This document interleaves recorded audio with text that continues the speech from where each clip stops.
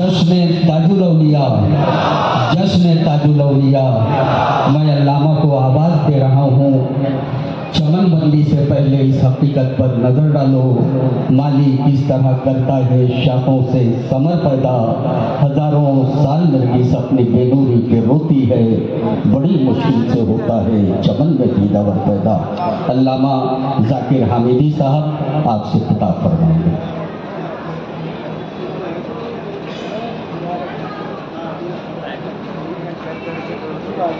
अल्हम्दुलिल्लाह नहमदुहु व नस्तईनुहु व नस्तगफिरुहु व नु'मिनु बिही व नतवक्कलु अलैहि। औज़ु बिल्लाहि मिनश शैतानिर रजीम। बिस्मिल्लाहिर रहमानिर रहीम। क़ाल अल्लाहु तबारक व तआला फ़िल कलामिल मजीद व फ़ुरक़ानिल हमीद।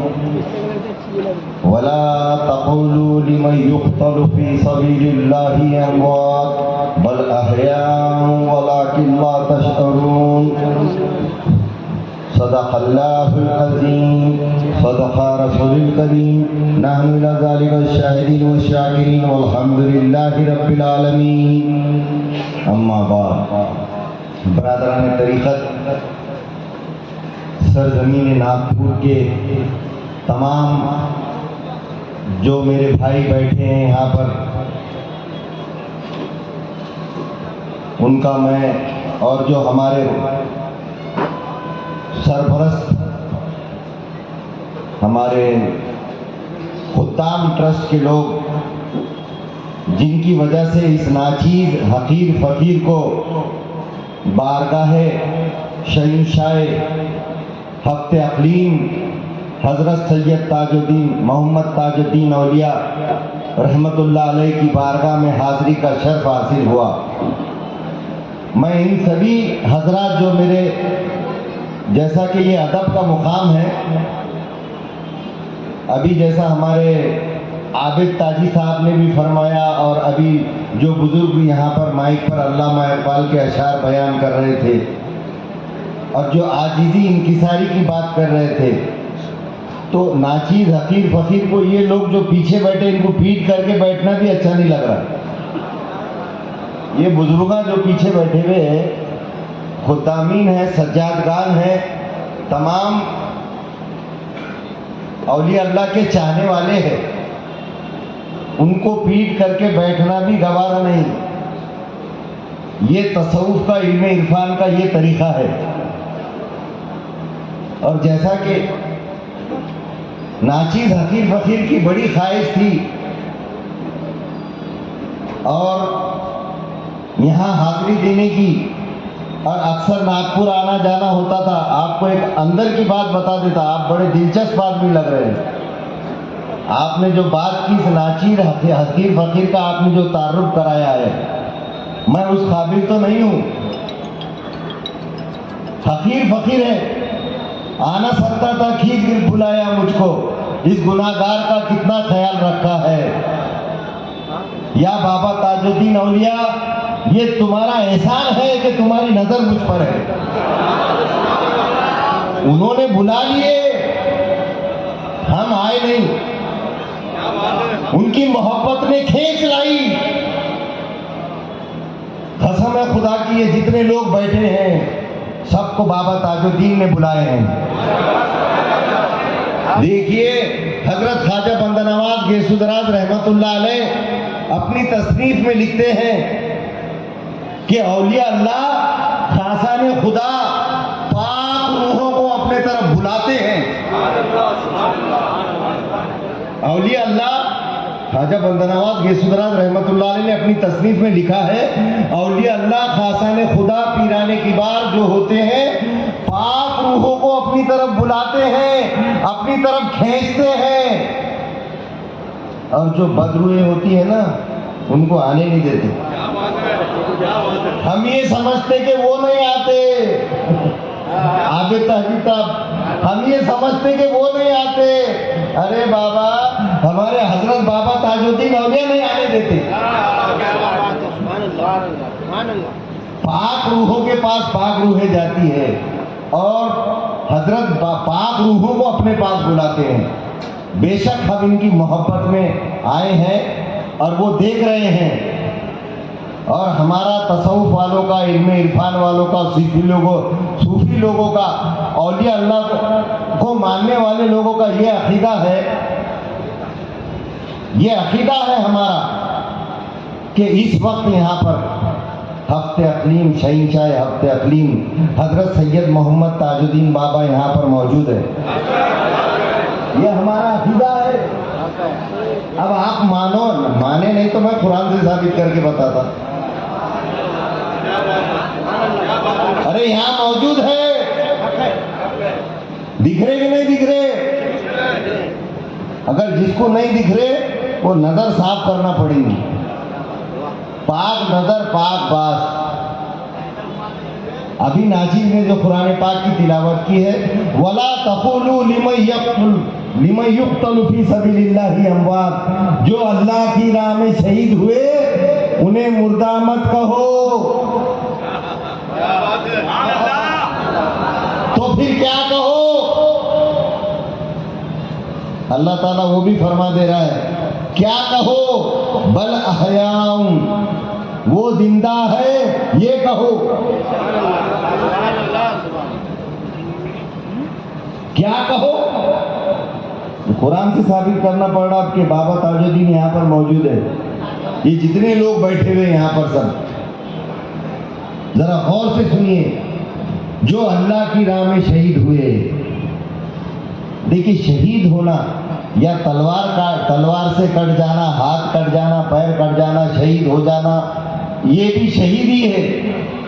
मगर औलिया अल्लाह खासाने खुदा और पीराने किबार भी जो है तो वो भी शहीद है।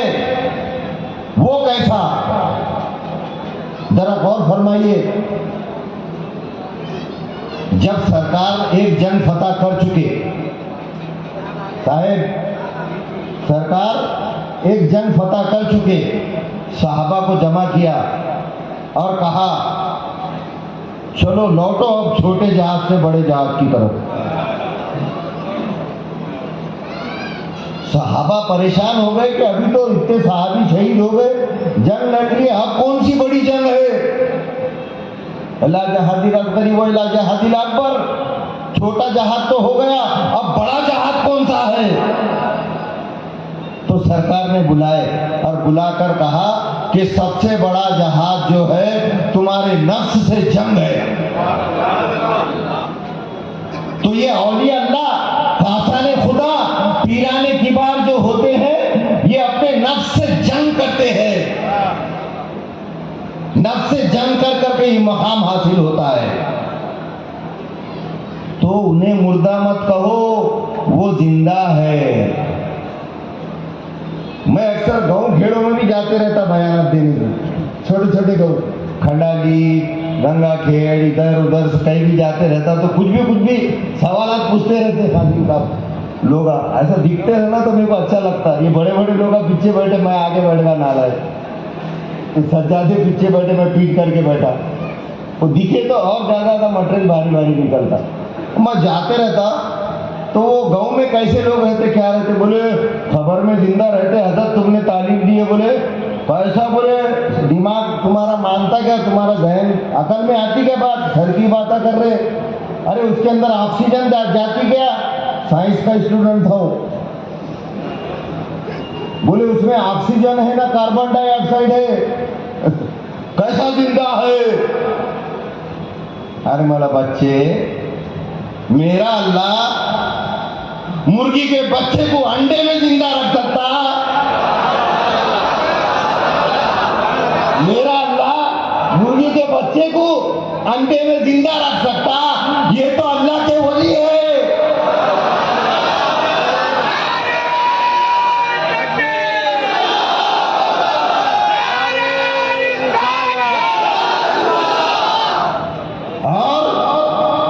अल्लाह के वली है। अल्लाह फरमाता है युरज़क़ून, और मैं उनको रिज़्क़ भी देता हूं। मैं उनको रिज़्क़ भी देता हूं। अब वो सवाल पैदा होता कि उनको रिज़्क़ की क्या जरूरत है?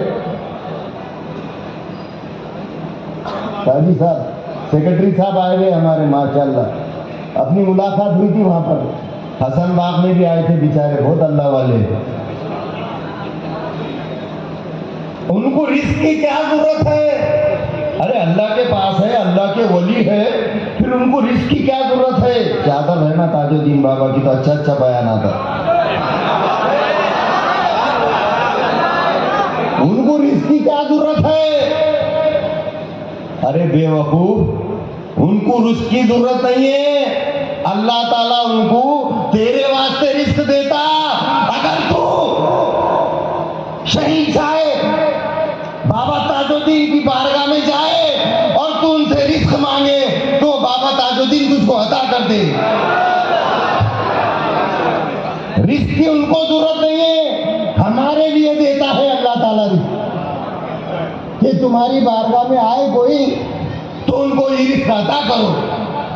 जरा मांग के तो देखो, जरा उनकी निस्बत से रब को पुकारो, सभी कुछ मिलेगा बनामे मोहम्मद। और दिन रात बट रही है दो आलम में नेमतें, अल्लाह दे रहा है, मोहम्मद का हाथ है।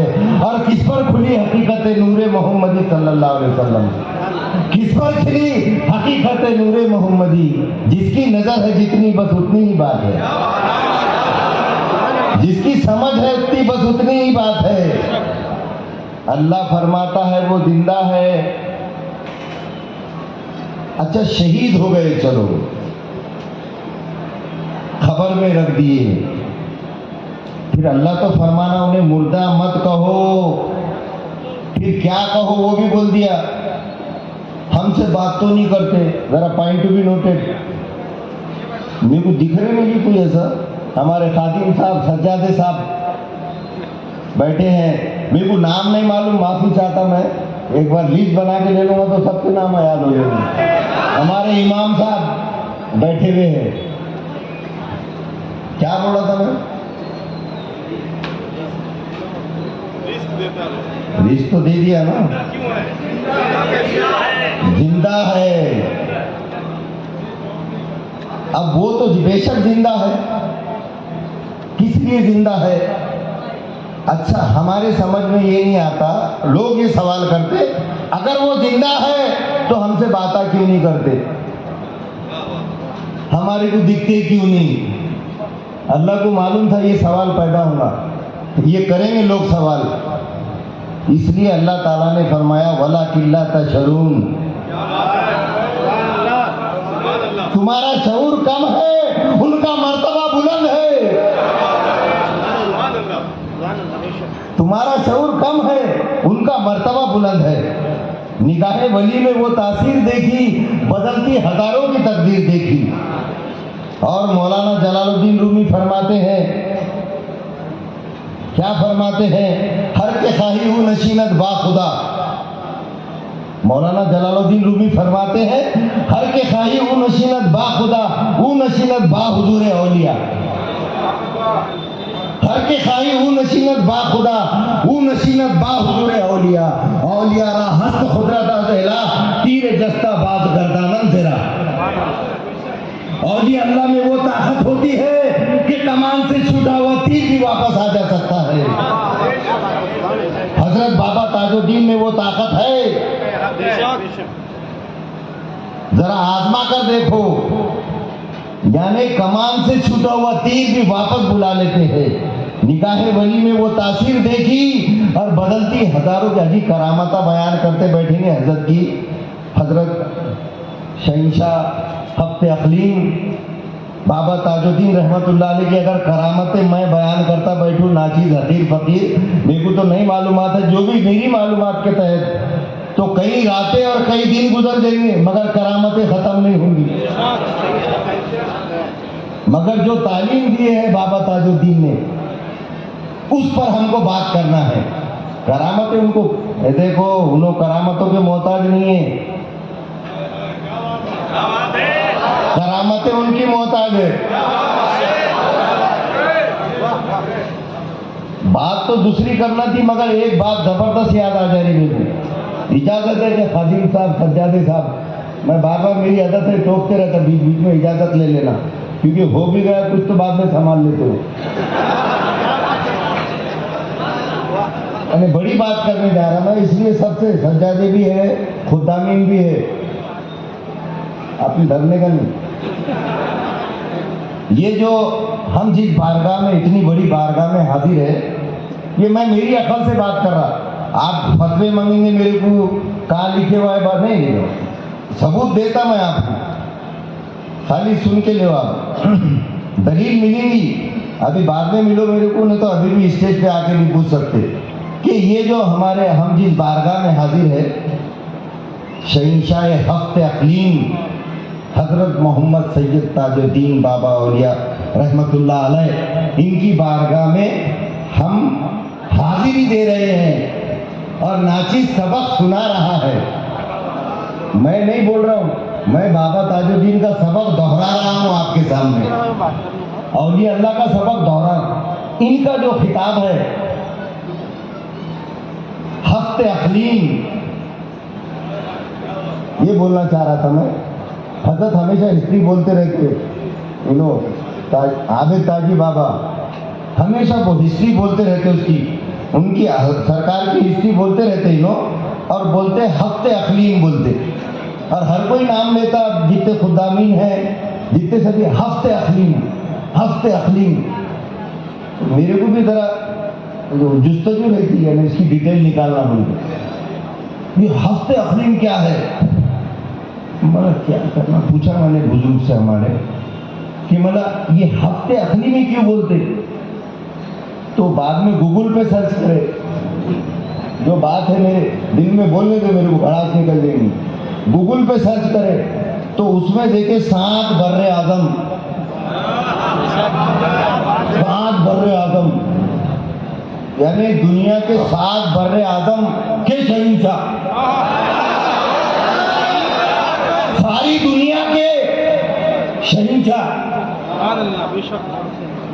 अब नाचीज ने फिर इसमें एक रास्ता निकाला, बोल दो क्या हुआ तो कर लेंगे अभी। उसका मतलब ये है 7 मुमालिक, 7 बड़े बड़े बर्रे आज़म, उसके शहंशाह। गाड़ी में थे हम, मेरे को ख्याल आया, क्योंकि मैं ताजुद्दीन बाबा के बहुत सारी स्टडी किया हूँ, पढ़ा हूँ, सुना हूँ मैंने। मतलब ये हफ्ते अक़लीम तो माशाल्लाह ये लक़ब बहुत प्यारा है, मगर मेरे दिल ने बोला, ये मेरे दिल की ज़ाती बात है कि खाली दुनिया के 7 बर्रे आज़म के मालिक नहीं हो।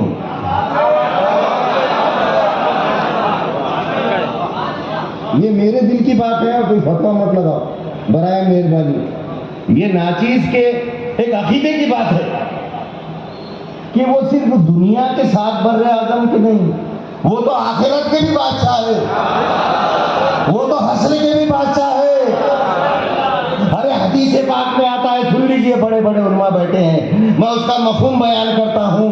जब अल्लाह ताला और ये अल्लाह खासा ने खुदा पीराने की बार को कहेगा जन्नत में जाओ,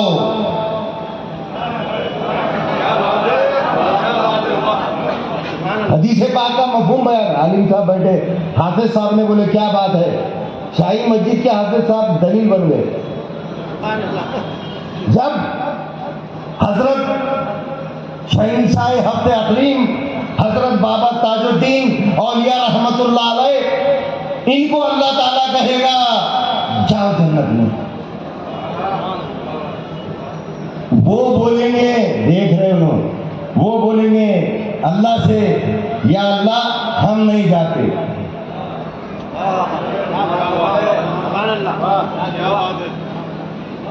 या अल्लाह हम नहीं जाते। अल्लाह ताला पूछेगा क्यों नहीं जाते, वो कहेंगे या अल्लाह कुछ हमारे मुरीदीन, कुछ हमारे खुद्दामीन, कुछ हमारे सज्जादगान, कुछ मेरे मानने वाले, कुछ चाहने वाले, कुछ 26 मनाने वाले, या अल्लाह मेरे कुछ मुरीदीन, मेरे मोतखदीन, मेरे चाहने वाले, मेरे मानने वाले, मेरी 26 महीने को महीने मनाने वाले, मेरा उर्स करने वाले, मेरी महफिलें सजाने वाले, या अल्लाह कुछ उनमें से कुछ अपने गुनाहों की वजह से दोज़ख में है। या अल्लाह जब तक तू उनको जन्नत में नहीं डालता हम भी नहीं जाते।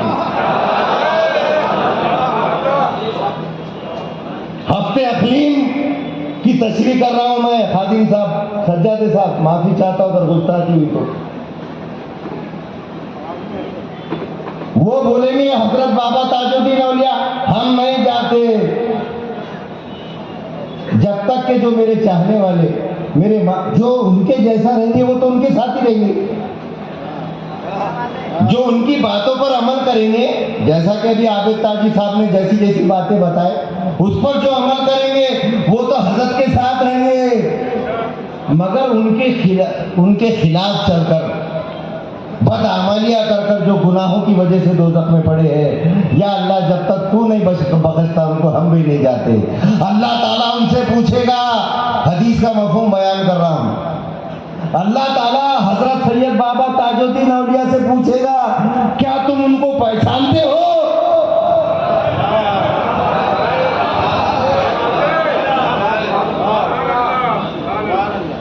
क्या तुम उनको पहचानते हो? हजरत कहेंगे हाँ पहचानता हूं। तो किनको पहचानेंगे?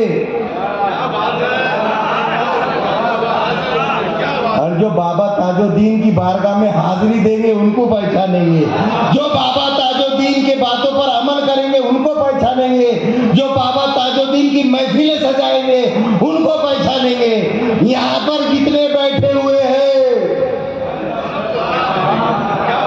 इस वक्त इस महफिल में, इस डेरे में जितने भी बैठे हुए हैं, डेरे के बाहर जितने भी खड़े हुए हैं, उनको हजरत बाबा ताजुद्दीन देख रहे हैं। और देखकर यहाँ तो देख लिए, हश्र में भी पहचानेंगे, बोलेंगे हाँ मैं इनको पहचानता हूँ। बोलेंगे हाँ मैं इनको पहचानता हूँ। देखेंगे ना अपने को, यहाँ देख रहे हजरत बाबा ताजुद्दीन औलिया। हदीस का मफहूम बयान कर रहा हूँ। बड़े बड़े उलमा बैठे हैं, सज्जदगान बैठे हैं, बड़े बड़े आलिम साहब बैठे हैं यहाँ पर।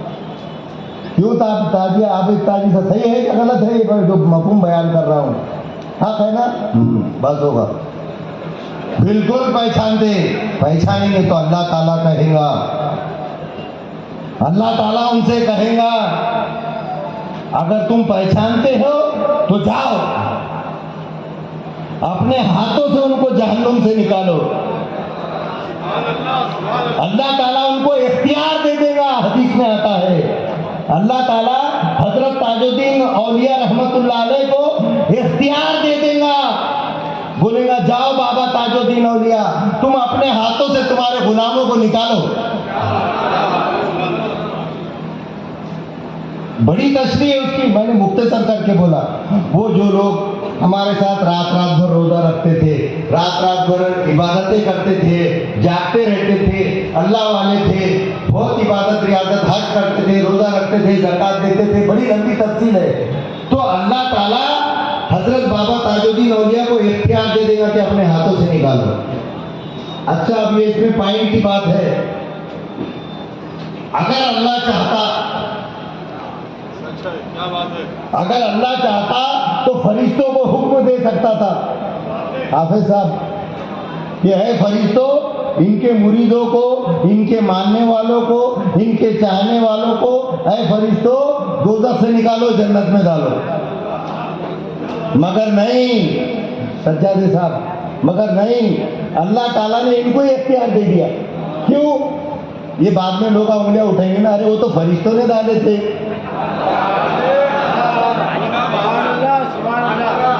बाद में जो है 71-72 तो उन्होंने बोलेंगे अरे वो तो फरिश्तों ने डाले थे। इसलिए अल्लाह ताला बाबा ताजुद्दीन को ही बोल देगा कि जाओ तुम तुम्हारे हाथों से निकालो। आप क्या बोलते? बोलती बंद 71-72 फिरके है ना। कितने फिरके? 72 फिरके हैं। सबने अपने अपने हिसाब से अपना अपना मतलब निकाल लिया। खुद्दाम साहब,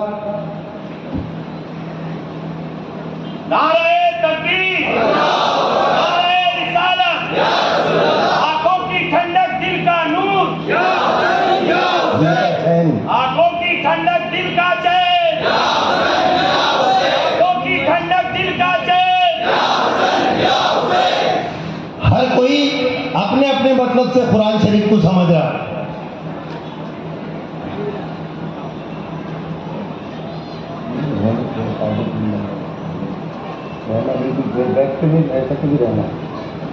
असर साया रहना पीरों का। हर कोई अपने हिसाब से मतलब निकाल लेता, मगर अल्लाह को मानने वाले जो अहले सुन्नत वल जमात वाले हैं वो बराबर सही मतलब निकालते। एक वाक़िया मौलाना जलालुद्दीन रूमी का है, आपसे मुखातिब हूँ आपसे। मौलाना जलाल, क्योंकि आप अल्लामा इकबाल, मौलाना जलालुद्दीन रूमी, ये सब बड़े जितने खुद्दामी सज्जादगान हैं, इनके सामने अच्छी अच्छी बातें करना पुण्य बड़ी बड़ी। तो कुछ भी बोल के चले गए तो बोलेंगे आते हजरत क्या बोले, हमारे समझ में नहीं आया। इनको जो समझता वो बोलना, क्योंकि फिर उधर ही जाता। वैसा तो कोई भी आते चले जाते। कुरान में लिखे हुआ यजुल्लु बिही कसीरा व यहदी बिही कसीरा, लोग इससे हिदायत भी पाएंगे और लोग गुमराह भी होंगे। ये कौन बोला? कुरान।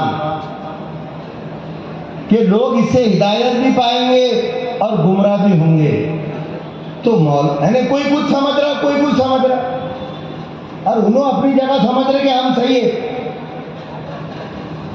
वो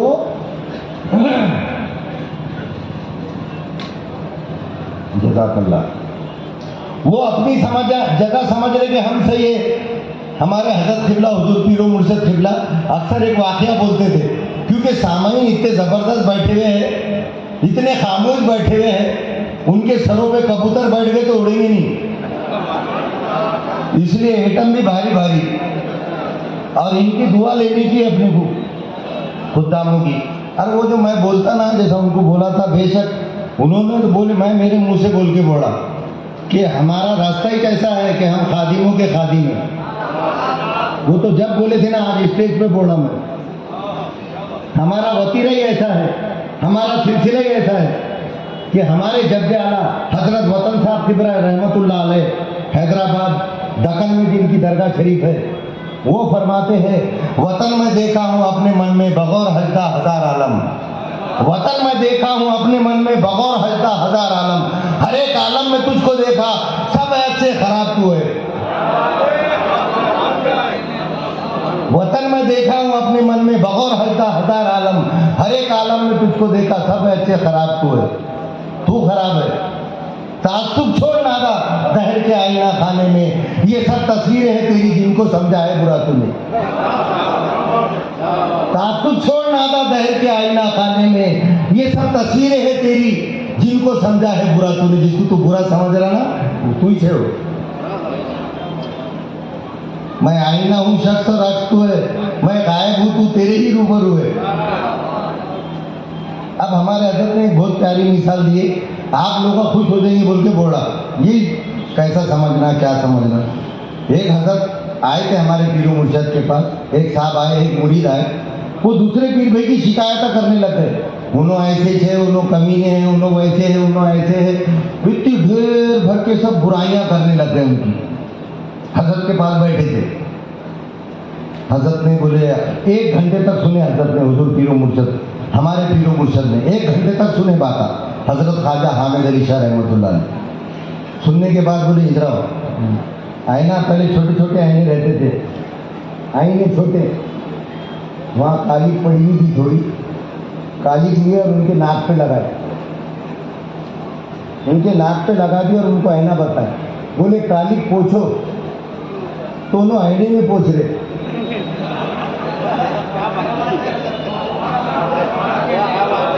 काली पोछो, वो आईने में पोछ रहे। अरे वहां ना तो पोछ रहे बाबा, यहाँ पोछ। तासुब छोड़ नादा दहर के आईना खाने में, ये सब तस्वीरें हैं तेरी जिनको समझा है बुरा तूने। यहाँ का निकाल तो वहाँ का अच्छा दिखेगा, तू ही बन के बैठ गया छटाकत पर पाँव से, सब बुरे दिखने वाले ना तेरे को। अपने मैपन को खत्म को अव्वल काट, बैखानी जबान में हजरत बोलते थे, अपने मैपन के खत्म को अव्वल काट, दुई का पर्दा सामने से फाड़, चलने हारे के तई ये खत्म रास्ता, और खत्म उठा तो रब दिखता। कोई ये कहे कि कब दिखता, तो पीरे कामिल मिले तो जब दिखता। अपने मैपन के कदम को अव्वल काटना पड़ता, निकालना पड़ता। तो कुरान का मतलब, कुरान फरमा रहा है कि सब अपने अपने मतलब से निकाल ले रहे, कोई बोलेंगे ये ऐसा मतलब है उसका, कोई बोले नहीं नहीं ये मतलब है उसका।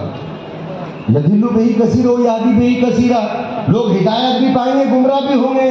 तो मौलाना जलालुद्दीन रूमी इसका एक वाकया बोलते, आप लोग खुश होना बोल के जितने बैठे हुए सामने, बोले ये पीछे कई बोले सामने जो बैठे हुए, ये खुश हो जाना कि कैसा लोग कैसा मतलब निकालते, किसका मतलब क्या समझते। तो मौलाना जलालुद्दीन रूमी रहमतुल्लाह अलैह फरमाते हैं, एक धनगर था, उसका एक दोस्त था, वो बड़े बादशाह के पास नौकरी करता था, आलिम था बहुत बड़ा। क्या था? खादिम था, बहुत बड़ा आलिम था, मगर उसका एक दोस्त धनगर था। अब वो जो आलिम साहब थे बादशाह के पास, पहले बादशाह लोगों को है ना, बादशाह के पास बड़े बड़े हुक्मा रहते थे, आलिमा रहते थे, तबीब रहते थे, और उनको जायदाद प्रॉपर्टी देते थे बादशाह लोग। ये कौन? ये हाँ हकीम है, जाओ तुम्हारी प्रॉपर्टी। ये काजी है, काजी को इतनी एकड़ दे दी प्रॉपर्टी।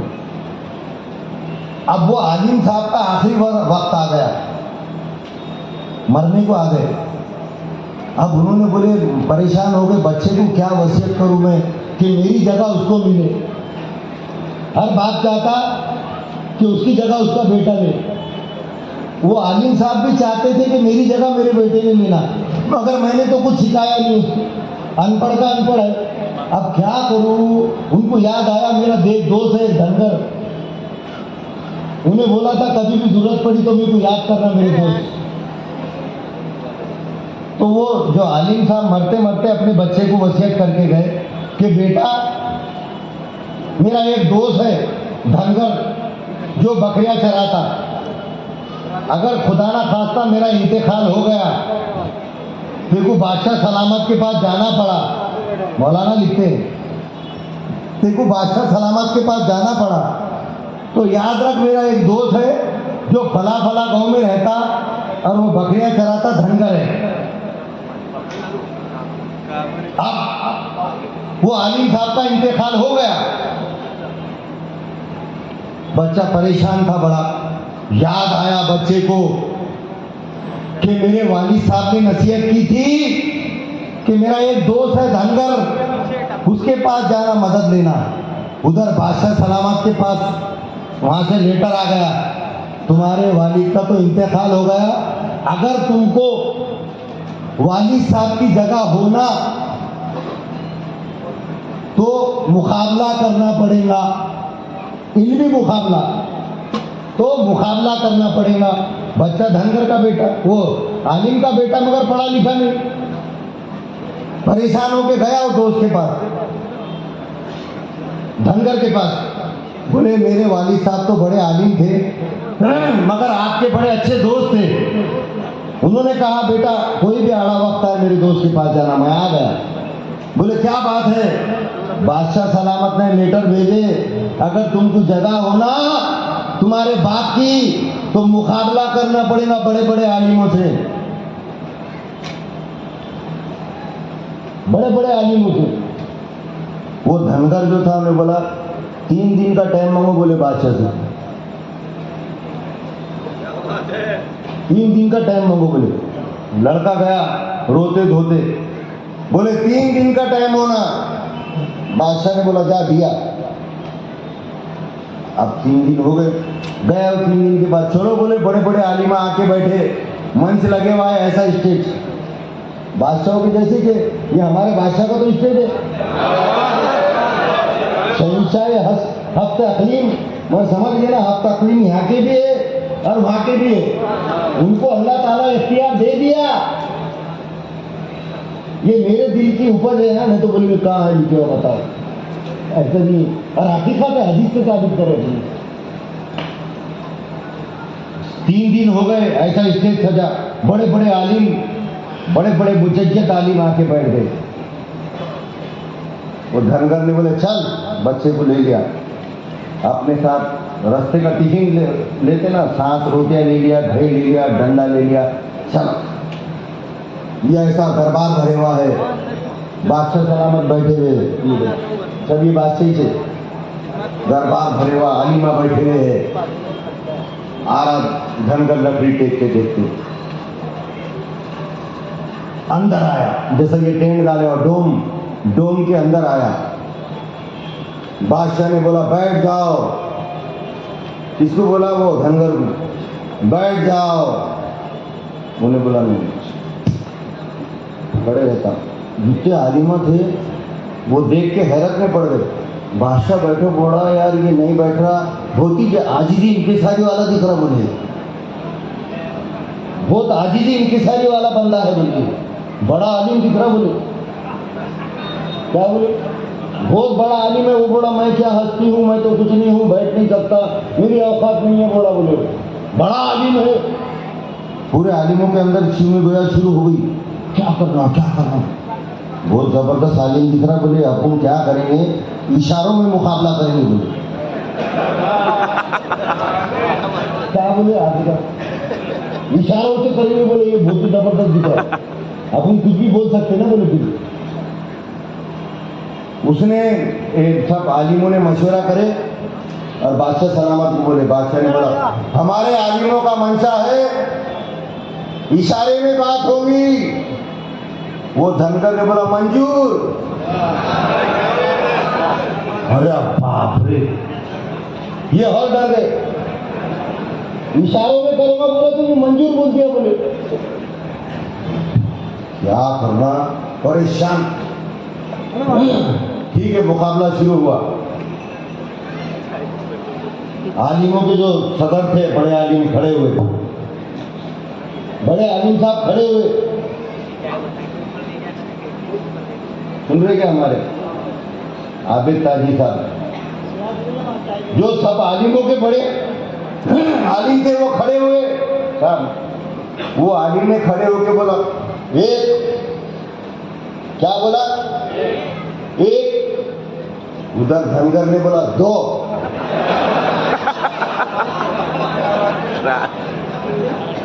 आलिम ने बोला 1, धनगर ने बोला 2। और अब बाप रे, फिर आलिम ने बोला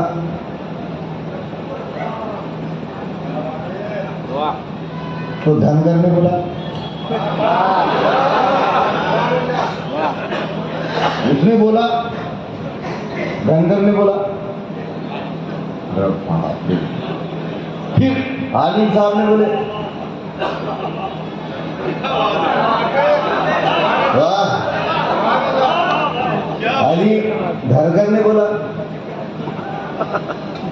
तो उन्हें 7 रोटियां फेंका, 1 2 3 4 5 6 7। फिर दूसरा आलिम खड़े हुए, उन्हें दही की अंडी फेंका। बादशाह सलामत को बोले आलिमों ने हम हार गए, वो जीत रहे।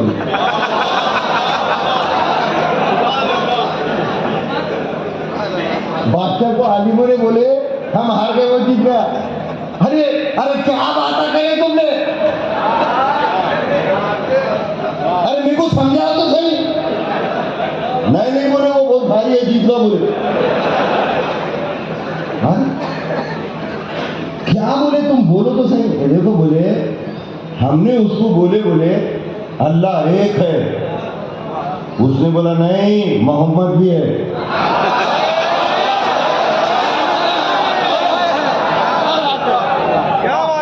हमने उसको बोले अल्लाह एक है, उन्होंने बोला नहीं, मोहम्मद भी है। जीत गया। बोले अरे बाद में क्या, हमने उसको पूछे कि ये आसमान काय पर है, उसने बोला एक खम्भ पे है। बराबर बोला। बोले उसको पूछे कितने आसमान है,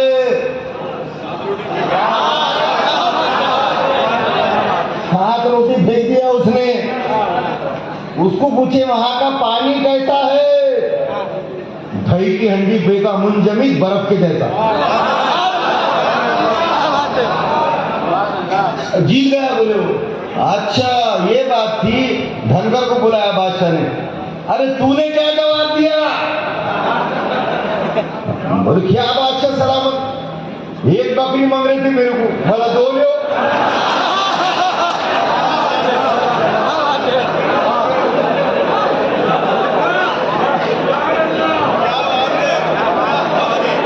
एक बकरी मांग रहे थे, बोला दो लो। बाद में उसने बोला सारी लेके जाऊंगा, बोला कद्दू ले।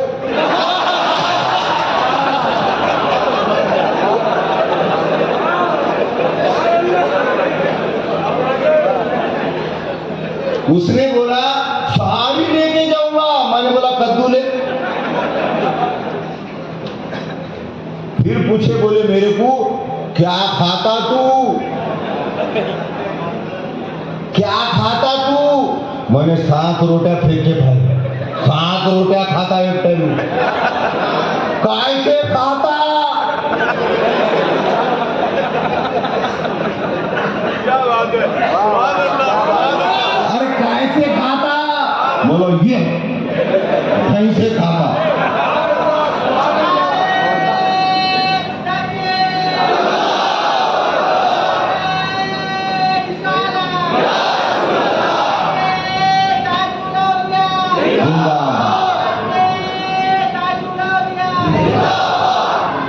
यजिल्लू गई कैसी रहो, यादी गई कसीरा। लोग अपने अपने हिसाब से मतलब निकाल ले रहे, अपने दानिश में समझ रहे उन्हों सही है, उन्हों समझ रहे उन्हों सही है। क्या बात है, आलिमा हार गए। समझ समझ लेना पड़ेगी। किसकी लेना पड़ेगी? पीर की समझ लेना पड़ेगी। सोहबत इख्तियार करना पड़ेगी। किसकी? और ये अल्लाह की सोहबत इख्तियार करना पड़ेगी। ये खासान खुदा, ये पीराने किबार की सोहबत में रहो, तुम्हारी दुनिया बदल जाएगी। निगाहें मर्द मोमिन से बदल जाती है तकदीरें, जो ज़ौक़े यकी पैदा तो कर जाती है जंजीरें। न तख्त तो ताज में है, न लश्कर व सिपा में है, जो बात एक मर्द खलंदर की बारगाह में है। ये मर्द खलंदर की बारगाह में जो बात है वो कहीं नहीं आती। सोहबत इख्तियार करना पड़ेगा, बगैर सोहबत के नहीं। जैसा मौलाना जलालुद्दीन रुमी में हर के खाई वो नशीनत बा खुदा, वो नशीनत बा हुजूर औलिया। फिर फरमाते हम नशीनी एक नफस सोहबत बावलिया, बेहतर असद सालत आज बेरिया। सोहबत से तुम्हारी समझ बदलेगी, समझ बदलेगी, तुम्हारा हाल बदलेगा, तुम्हारा हाल बदल जाएगा। अक्सर वाक़या बोलते रहता मैं, अपने सुने हुए हैं, अपने को यहाँ के खादिमों को, सज्जादों को यहाँ अपन सबक दोहरा रहे। तुम बोलेंगे हजरत हमने तो सुने हुए हैं। मेरा काम है सबक दोहराना, सबक दोहरा रहे अपन। बस बाबा ताजुद्दीन ने कबूल कर देना नाचिस के सबक को, उनका ही सबक उनको सुना रहे। अरे बोले वो बाबा ताजुद्दीन बोल रहे, बोल क्या सीखा तूने अभी तक? बैठे हुए हैं मेरे सामने, वो सबक सुन रहे हैं और मैं सबक सुना रहा हूं। सादी अली रहमा का वाकया अक्सर मैं बोलते रहता हूं। अगर सादी अली रहमा पहले जमाने में साबुन नहीं थी, मट्टी से नहाते थे। काली मिट्टी, पीली मिट्टी, लाल मिट्टी से नहाते थे। एक दिन सादे अली रहमा लाल मिट्टी से नहा रहे थे। जब नहाने लगे तो उसमें से खुशबू आने लगी। लाल मिट्टी में से सुने आ रहा, उधर मुंडी कर दे रहा मैं तो ऐसा हो जा रहा। हाँ ठीक है। लाल मिट्टी में से खुशबू आने लगी तो सादी अली रहमा ने मिट्टी से पूछे, अरे मिट्टी तेरे अंदर ये खुशबू कहां से आई? अब तुम बोलेंगे कहीं मिट्टी बात करती क्या? कौन कौन बोले? तुम बोले, तुम बोलते मेरा बच्चा शेर है, बता बोला तुम जबड़ा कहाँ है? और औलिया अल्लाह से तो बात करती ना, हर चीज बात करती। अरे मिट्टी तेरे अंदर ये खुशबू कहां से आई? तो मिट्टी ने बोली, मन गिले नाचीज बूदम, मन गिले नाचीज बूदम, वले मुद्दते बागुल नशिस्तम, मैं तो एक हकीर मिट्टी हूँ, मैं कई मुद्दत तक मैं गुल की सोबत में रही हूँ। वले मुद्दते बागुल नशिस्तम, जमाले हम नशीनी दरमन असर कर, क्या बात है, सुभान अल्लाह। मेरे हम नशी का जमाल मेरे अंदर असर कर गया। मेरे हम नशी का जमाल मेरे अंदर असर कर गया। वगरना हमा खाकम के हस्तम, वरना मैं तो एक हकीर मिट्टी हूँ, मेरी औकात क्या है, मैं अदना आदमी, मेरी बिसाती क्या है, करम हुजूर का है, मेरी जिंदगी क्या है। तो सोहबत मट्टी के अंदर भी खुशबू आ गई। कैसे? सोहबत से। सोहबत साले साले कुनत, सोहबत ताले ताले कुनत, वो मट्टी के अंदर भी खुशबू आ गई। मट्टी होने के बावजूद मैं इंसान हूँ, मैं बशर हूँ। जब हम औलिया अल्लाह की बारगाह में जाते हैं तो औलिया अल्लाह अपना असर डालते हैं, और यहाँ पर 24 घंटे रहमत बरसती रहती है। क्यों? अल्लाह वाले है, आले नबी है, औलाद अली है, हसनी भी है, हुसैनी भी है, हसनी भी है, हुसैनी भी है, नजीबुल तरफैन है आप। मौला अली का लाल है, हसनी हुसैनी है। थोड़ा पानी पी। हसनी भी हुसैनी भी है। यहाँ पर 24 घंटे रहमत की बारिश होते रहती है। हम यहाँ पर जब आएंगे तो जो रहमत के फरिश्ते यहाँ पर रहमत बरसा रहे हैं, तो रहमत के कुछ छींटे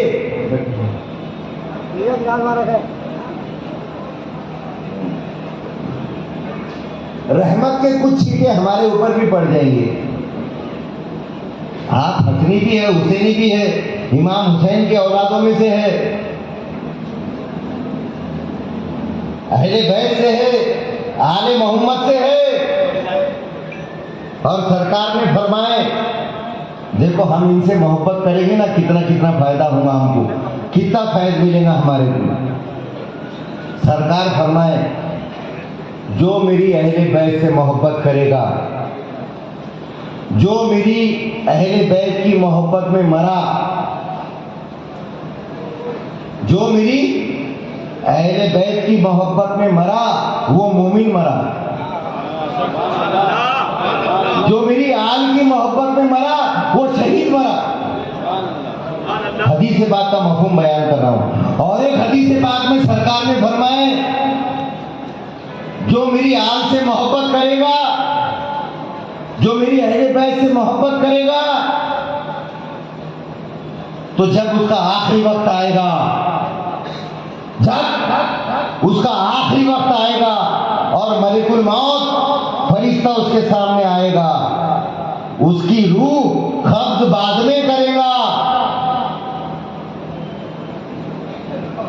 जो आले मोहम्मद से मोहब्बत करते हैं, जो अहले बैत से मोहब्बत करते हैं, जब उसका आखिरी वक्त आएगा, जब मौत का फरिश्ता उसके पास आएगा, तो फरिश्ता रूह कब्ज बाद में करेगा, पहले उसको जन्नत की बशारत देना, पहले उसको जन्नत की बशारत देगा कि तू जन्नती है। क्यों जन्नती है? क्योंकि तू आले नबी से प्यार करता है, औलाद अली से प्यार करता है। ये मुहर्रम का महीना है। असल में यहाँ पर हम जो आए थे तो कुछ जिक्र करना था इमाम हुसैन का। इमाम हुसैन रज़ी अल्लाह ताला अन्हु का जिक्र करने का था, मगर यहाँ का ज़ौक़, यहाँ का शौक़ और यहाँ का माहौल देखकर नासिर ने अपना टॉपिक चेंज कर दिया, ताकि आप लोग खुश हो जाए। सब सुनते रहते, हमेशा हर कोई आ रहा तो जिक्र कर रहा, मगर औलिया अल्लाह की क्या शान है, अल्लाह क्या फरमाता है, हदीस से, कुरान से या औलिया अल्लाह की शान बयान होना, ये ज़रूरी था, समझा मैंने। इसलिए पहले हज़रत ताजुद्दीन बाबा औलिया की फैज़ बयान की हमने कि उनसे मोहब्बत करने का क्या फैज़ है। उसके बाद अब हम आते हैं आले नबी औलाद अली पर। जब अभी सरकार पैदा नहीं हुए थे, हजरत इमाम हुसैन पैदा नहीं हुए थे, माफ करना, हजरत इमाम हुसैन पैदा नहीं हुए थे। आपके पास उम्मे फजल आपकी चची जान आई दौड़ी हुई हुजूर अकरम सल्लल्लाहु अलैहि वसल्लम के पास और कहा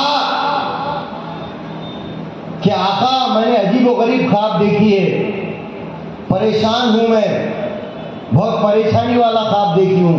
आका ने पूछा क्या बात है? आपने फरमाई मैंने देखा कि आपके गोश्त, आपके जिस्म का एक गोश्त का टुकड़ा कट कर मेरे गोद में आकर गिरा। तो आका ने फरमाया, हुजूर अकरम सल्लल्लाहु अलैहि वसल्लम ने, अरे ये तो बहुत मुबारक ख्वाब है, मेरे घर नवासा पैदा होगा और वो तुम्हारी गोद में खेलेगा। अब इमाम हुसैन पैदा हुए, पैदा होने के बाद खुशी का माहौल था। हजरत अली ने कहा कि अब इसका नाम कैसे रखना, नाम क्या रखना? हजरत अली का मंशे मुबारक था कि इसका नाम हरब रखेंगे, हरब। मगर आका से पूछे, आका ने फरमाया इसका नाम मैं रखूंगा ना तुम रखेंगे, इसका नाम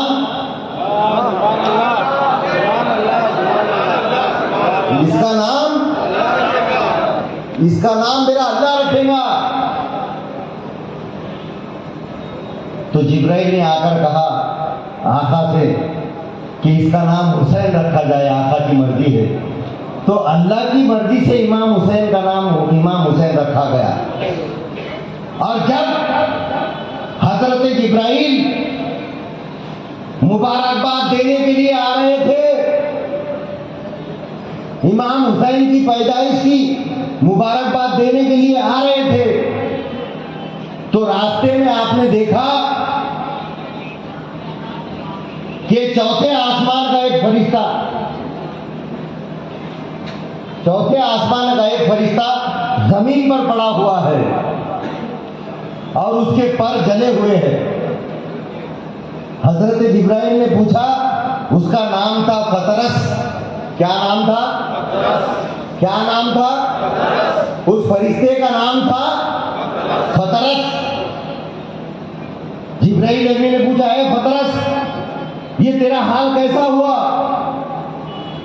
बोले जिब्राइल अल्लाह का हुक्म बजा लाने में कुछ देरी हो गई, तो अल्लाह के जाहो जलाल ने मेरे पर भी जला दिए, मेरे पर भी जला दिए और मेरा मर्तबा भी चले गया। अरे जिब्राइल तुम कहां पे जा रहे हो?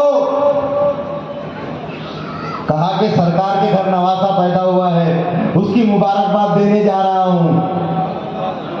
उस फतरस फरिश्ते ने कहा, अरे फतरस मुझे भी अपने साथ लेकर चल, ताकि मैं सरकार से उनके नवासे का सदका मांगू, कुछ नवासों का सदका आता हो, ताकि मैं कुछ नवासों का सदका मांगू। हजरत जिब्राइल ने फतरस को भी अपने साथ लेके गए, नवासे की मुबारकबाद दी। हुजूर ने फतरस से पूछा, ऐ फतरस क्या हाल है तेरा, ये क्या हाल हो गया?